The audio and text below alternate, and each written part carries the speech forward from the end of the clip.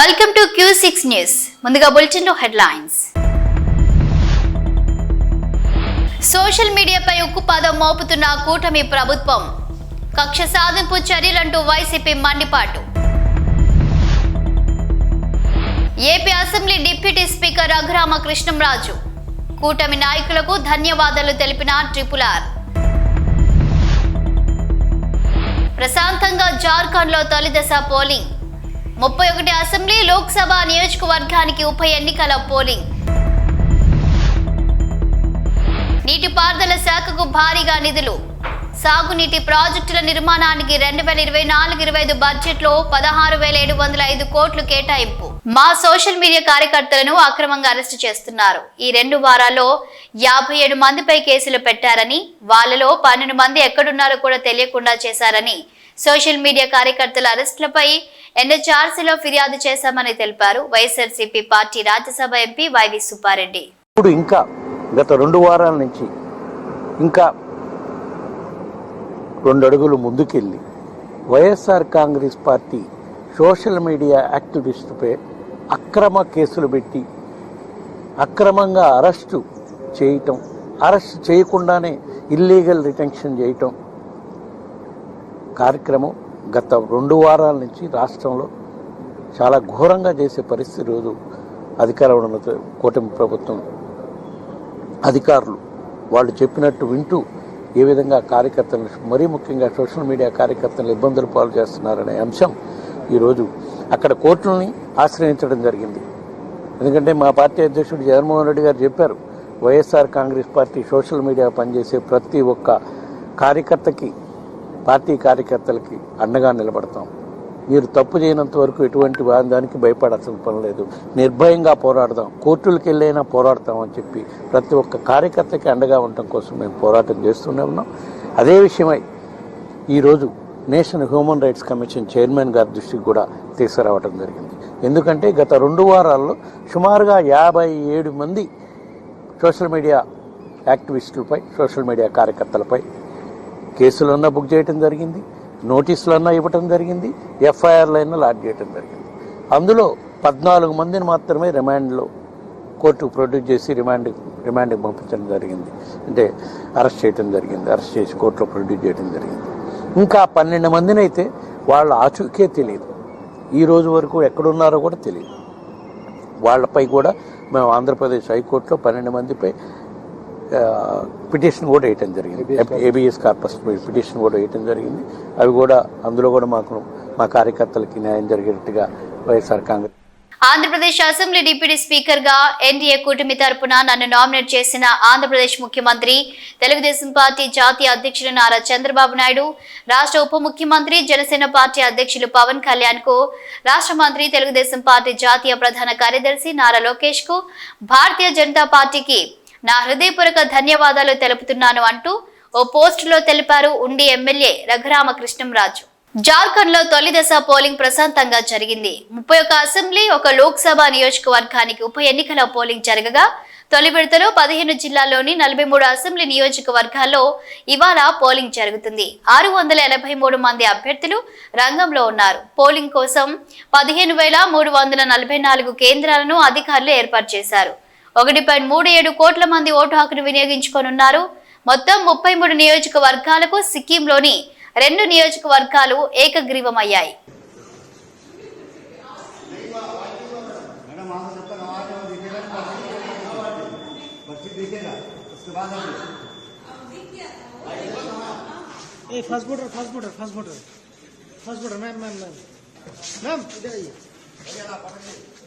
थोड़ा हाथ दिखाइए, ऐसे ऐसे ऐसे.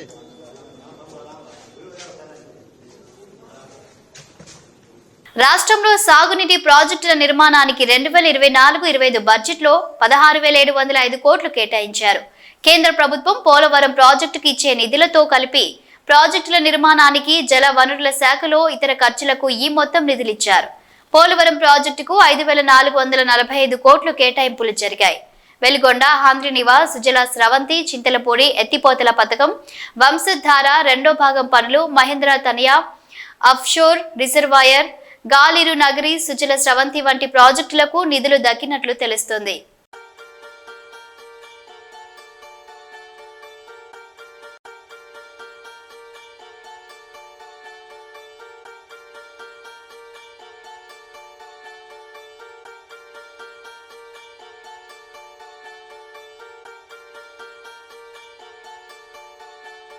విశాఖ రైల్వే స్టేషన్లో 30 కేజీల గంజాయి అక్రమ రవాణాను గుర్తించారు పోలీసులు.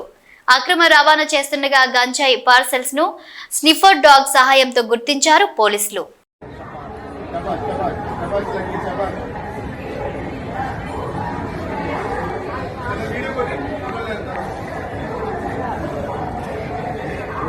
ఏపీలో సోషల్ మీడియాలో యాక్టివ్ గా ప్రభుత్వానికి వ్యతిరేకంగా మాట్లాడే వారిని తమపై అనుచిత పోస్టులు పెట్టారంటూ కూటమి ప్రభుత్వం వైసీపీ కార్యకర్తలను అరెస్ట్ చేస్తున్న పోలీసులు నేడు రామ్ గోపాల్ వర్మకు మద్దిపాడు పోలీసులు నోటీసులు ఇచ్చారు. గత జగన్ ప్రభుత్వాన్ని తుగ్లక్ ప్రభుత్వం అని ఎందుకు అనేవారో తెలుసుకోవాలి అంటే మహిళా కార్యదర్శుల నియామకం, వారికి కేటాయించిన విధులే ఒక ఉదాహరణ. గ్రామ వార్డు మహిళా సంరక్షణ కార్యదర్శులుగా వీరిని నియమించడం జరిగింది. దాదాపు 15,000 మందిని రిక్రూట్ చేశారని, వారినే మహిళా రక్షణ కార్యదర్శుల కింద మార్చడం జరిగిందన్నారు. కేవలం 2 వారాలు వారికి ట్రైనింగ్ ఇచ్చి వారిని నియమించారని, ఇది పూర్తిగా గత గవర్నమెంట్ అవివేక చర్య అని అన్నారు వంగలపూడి అనిత.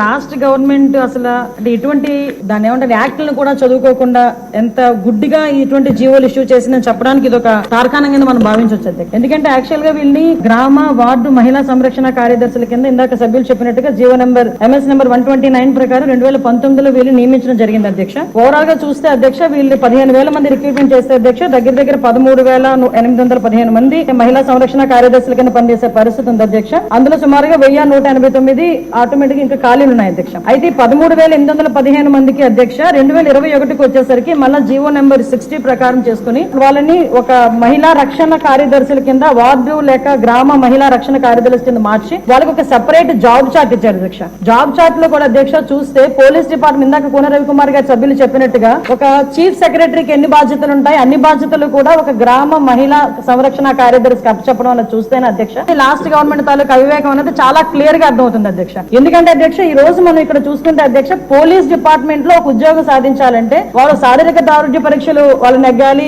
రిటర్న్ టెస్ట్ లో వాళ్ళు ఎగ్జామ్ పాస్ అవ్వాలి, 9 months ట్రైనింగ్ కఠోరమైన ట్రైనింగ్ ఉంటుంది అధ్యక్ష. కఠోరమైన ట్రైనింగ్ తర్వాతనే ఆ పోలీస్ కానిస్టేబుల్స్ కింద వాళ్ళు అందరూ కూడా బయటకు వచ్చి పోలీస్ డిపార్ట్మెంట్ వర్క్ చేసే పరిస్థితి ఉంటుంది అధ్యక్ష. కానీ వీళ్ళని మహిళా రక్షణ కార్యదర్శి కింద ఏర్పాటు చేసిన తర్వాత కేవలం 2 వారాలు వాళ్ళకి ట్రైనింగ్ ఇచ్చి ఒకటేమో ఒక వారం పోలీస్ డిపార్ట్మెంట్ వాళ్ళు ఇంకొక వారం ICDS డిపార్ట్మెంట్ వాళ్ళు ట్రైనింగ్ ఇచ్చి ఓవరాల్ చెప్పాలంటే వీళ్ళు గ్రామాల మీద వదిలేశారు అధ్యక్ష. వాళ్ళు పంపించిన తర్వాత కూడా వాళ్ళకి ఇష్టాలు కూడా గ్రహించకుండా పోలీస్ డ్రెస్ కూడా వాళ్ళకి వేయడానికి ఇంచుమించుగా పోలీస్ యూనిఫామ్ కూడా వాళ్ళకి వేయాలి అని చెప్పి వాళ్ళు రిస్ట్రిక్ట్ చేస్తే వాళ్ళు కూడా దానికి భయపడి బాధపడి చాలా మంది కోర్టులకు వెళ్లిన సందర్భాలు కూడా ఉన్నాయి అధ్యక్ష. ఈ రోజు కోర్టులో దగ్గర 7 రిట్ పిటిషన్లు మహిళా కార్యదర్శికి సంబంధించి ఆ పోలీస్ డ్రెస్ విషయంలోని కానీ వీళ్ళు జాబ్ చార్ట్ ఒక అవగాహన లేకుండా డబ్బులు ఇచ్చుకుని పెట్టుకున్నాడు కదా. ఆ మేధావులందరూ కలిపి ఆల్రెడీ 12,000 మంది వీళ్ళు పనిచేస్తున్నారు కదా, వీళ్ళని మనం పోలీసుల కింద కన్వర్ట్ చేసేస్తే వాటిని తగ్గించి వచ్చని ఒక ఉచిత సలహా పడేశారు అధ్యక్ష. దానికి వెనకాతలు ఒక పోలీస్ డిపార్ట్మెంట్ మీద ఒక అవగాహన, పోలీస్ రిక్రూట్మెంట్ మీద ఒక అవగాహన, వాళ్ళ తాలూకా జాబ్ చార్ట్ మీద ఒక అవగాహన ఉండుంటే ఇలాంటి పని చేసి ఉండేవారు కాదు అధ్యక్ష. ఈ రోజు వీళ్ళ పరిస్థితి ఏమైపోయిందంటే వీళ్ళు వెళ్ళి రిపోర్ట్ చేయాల్సింది గ్రామ సెక్రటరీకి రిపోర్ట్ చేయాలి.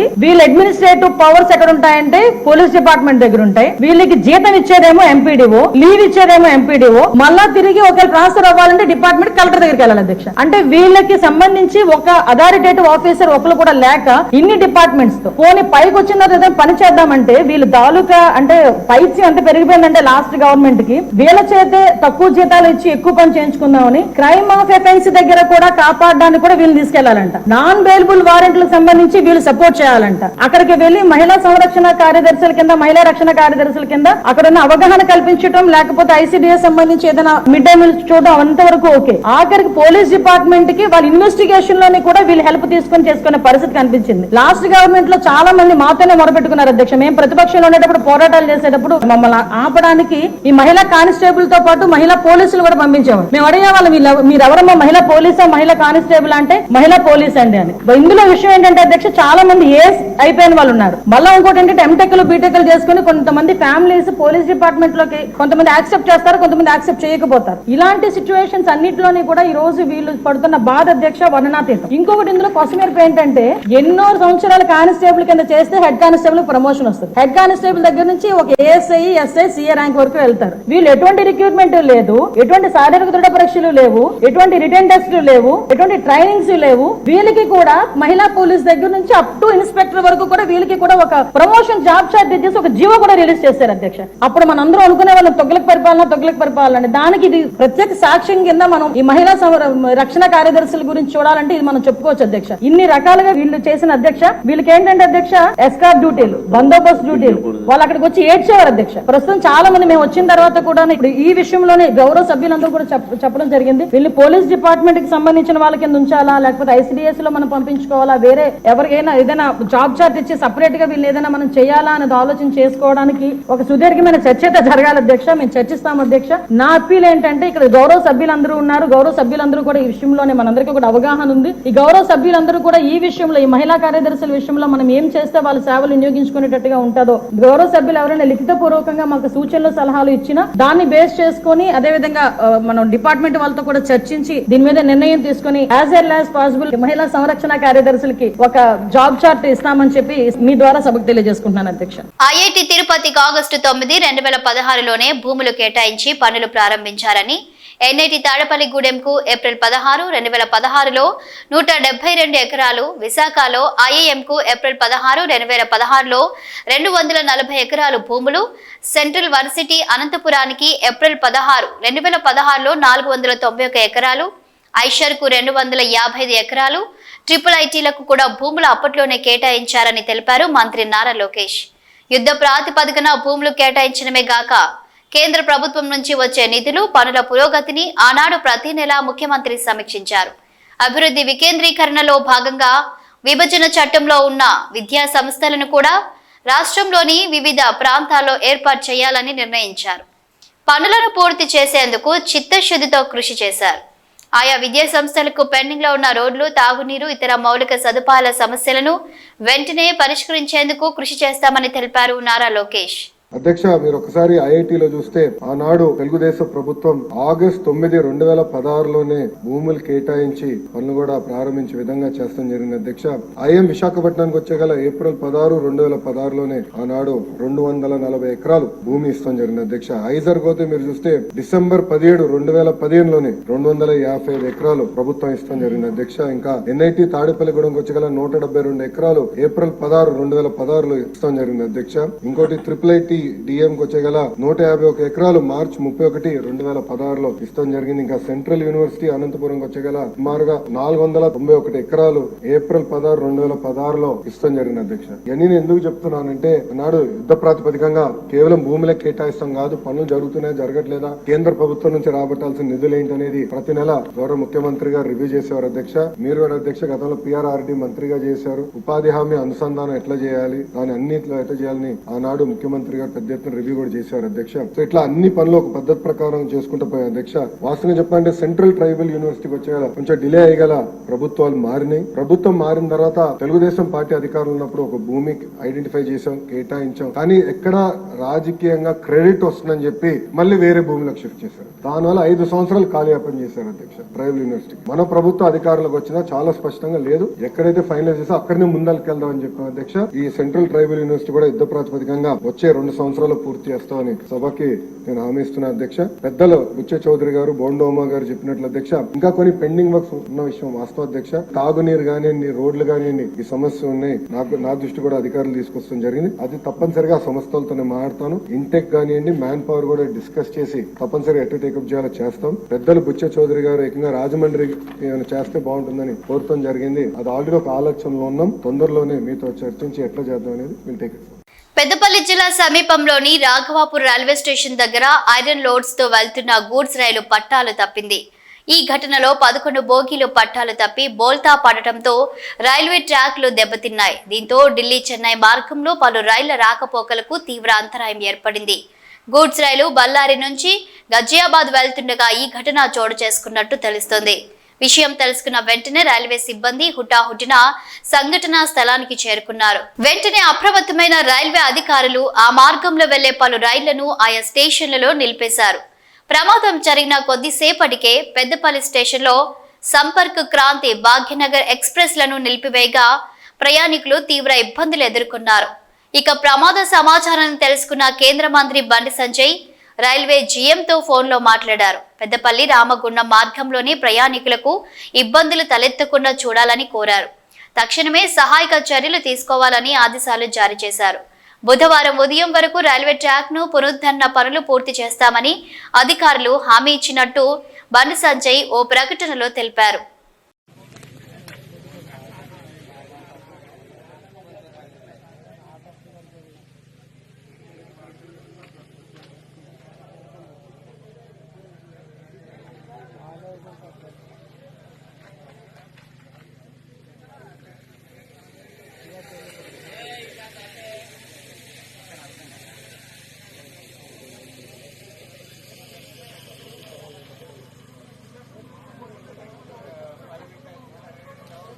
తెలంగాణలో ఈ కాంగ్రెస్ ప్రభుత్వం వచ్చాక సాగునీరు అందియలేక జరిగిన పంట నష్టాలను సందర్శించే క్రమంలో మాజీ ముఖ్యమంత్రి కేసీఆర్ జనగామ జిల్లా దేవరూపల మండలం దరవత్ తండాకి వచ్చినప్పుడు అంగోతు సత్తమ్మ అనే రైతు 5 బోర్లు వేసిన పంట నష్టపోయి బిడ్డ పెళ్లి పెట్టుకుని అప్పులపాలయ్యామని తన గోడు కేసీఆర్ కి వెళ్లబోసుకోగా నాడు కేసీఆర్ తన వంతు సహాయంగా 5 లక్షలు ఇస్తానని మాట ఇచ్చాడు. ఇచ్చిన మాటకు కట్టుబడి మాజీ మంత్రి ఎర్రబెల్లి దయాకర్రావు సహకారంతో అంగోతు సత్తమ్మకి 5 లక్షల రూపాయల చెక్కును అందజేశారు. మాజీ సీఎం తన మాట ప్రకారం ఈ చెక్కును అందించినట్లు ఎర్రబెల్లి దయాకర్రావు చెప్పారు.